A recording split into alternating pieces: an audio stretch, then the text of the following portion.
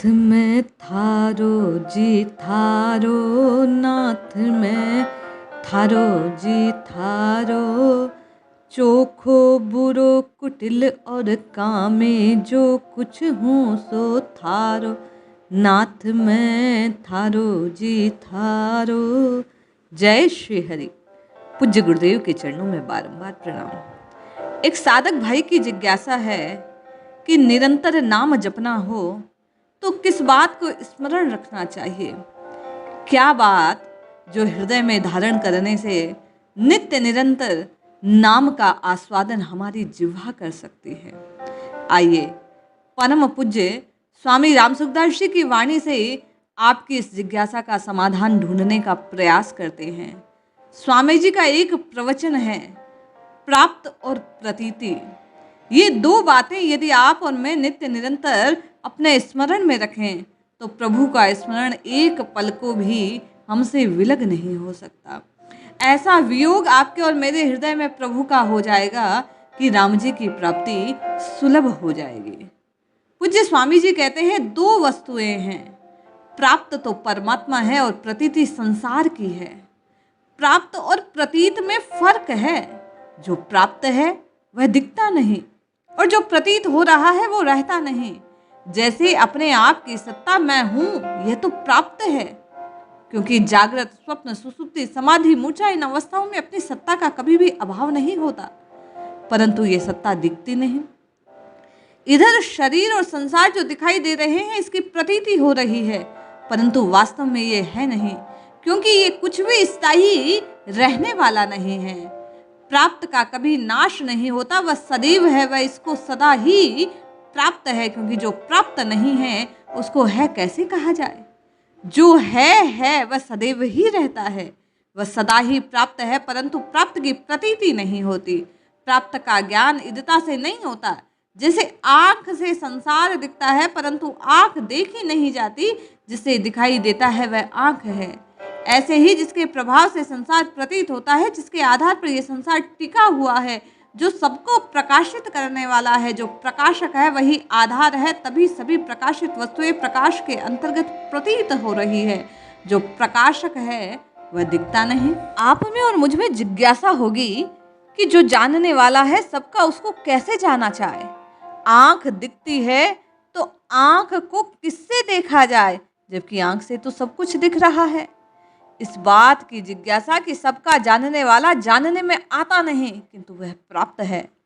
पूज्य स्वामी जी कहते हैं जो प्रतीति है यानी जो प्रतीत हो रहा है उसका संबंध था नहीं, रहेगा नहीं और वर्तमान में भी निरंतर वियोग में जा रहा है। इस बात की आपके सामने कई बार पुनरावृत्ति हुई है। जो दिखता है वह प्रतिक्षण बदल रहा है, वह कोई अपरिचित बात नहीं, सीधी सादी सबके प्रत्यक्ष अनुभव की बात है। दृश्य हरदम बदलता है, वह रहता कहाँ है। वह यदि रहता तो बदलता कैसे, बदले तो रहता नहीं। प्रतीति मात्र बदलती है, रहती नहीं। ये बात हम अच्छी तरह जानते हैं, पर जानते हुए भी मानते नहीं। इसको तो है मान लेते हैं, और जो है जिस यानी जिस तत्व को पहले से प्रकाशित हो रहा है उसको आधार पर दिख रहा है, उसे हम प्राप्त करने की कठिनता मान रहे हैं। इसको प्राप्त करने में बड़ी कठिनता है। पूज्य स्वामी जी कहते हैं आश्चर्य की बात है, अरे वह तो है और नित्य प्राप्त है, वह तो है ही, फिर अभी अप्राप्त होता नहीं। जासु सत्यता तेजड़ माया, भास सत्य वह मोह सहाया। जिसकी सत्यता में ये असत्य जड़ माया सत्य दिखती है, मूढ़ता के कारण सत्य की तरह दिखाई पड़ती है। ये सत्य है ही नहीं। मूढ़ता के कारण सत्य भले ही दिखे पर होता नहीं है। पूज्य स्वामी जी कहते हैं ये बात हृदय में आ जाए तो फिर प्रभु का स्मरण छूटता नहीं है।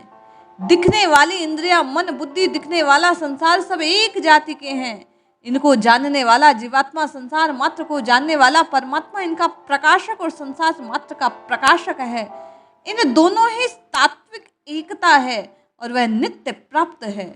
शरीर, इंद्रिया, मन, बुद्धि, संसार ये सब नित्य ही प्राप्त हैं, क्योंकि ये प्रतिक्षण बदलते हैं।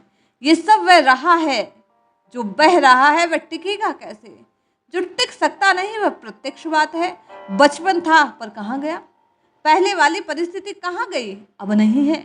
जो ये प्रतीतियां हैं वे सब नहीं है और नहीं से भर्ती हो रही है, किंतु नहीं में भर्ती हो रहे हैं। जो जानता है वह नहीं है कैसे भर्ती होगा? वह तो है ही। यदि वह नहीं तो नहीं को जानने वाला कौन? जो नहीं में भर्ती हो रहा है इसको जानने वाला वह है, और उसकी प्रतीति नहीं प्राप्ति है। तो क्या करे? कुछ न करे, क्योंकि करने से मिलने वाला उत्पत्ति विनाश वाला होता है, परंतु न करने का अर्थ क्या हुआ? न करने का अर्थ आलस्य, अक्रमण्यता, प्रमाद नहीं है। पूज्य स्वामी जी कहते हैं कुछ नहीं करने का अर्थ है जो स्वतः नित्य प्राप्त है उसमें स्थित हो जाना। गीता जी में कहा गया कि ऐसा तत्व जो सर्वत्र परिपूर्ण है उसे ऐसा मानो कि वह जगह सब जगह सर्वत्र है। ऐसा मान करके कुछ भी चिंतन न करो। कहा गया कि परमात्मा का चिंतन करोगे तो अपनी स्थिति से नीचे आ जाओगे। अपने से अलग मानने पर ही चिंतन संभव है। चिंतन जिसका किया जाए, चिंतन करने वाले दो अलग अलग होने से चिंतन होगा। अतः यह युक्ति ऐसी बढ़िया है कि स्वरूप में स्थित होकर चुप हो जाए। चुप होने से अपनी परमात्मा में स्वतः सिद्ध स्थिति का अनुभव हो जाएगा, क्योंकि है तत्व में सबकी स्वाभाविक स्थिति है। व्यर्थ चिंतन होते रहने से वह स्वतः सिद्ध स्थिति का अनुभव नहीं हो पाता।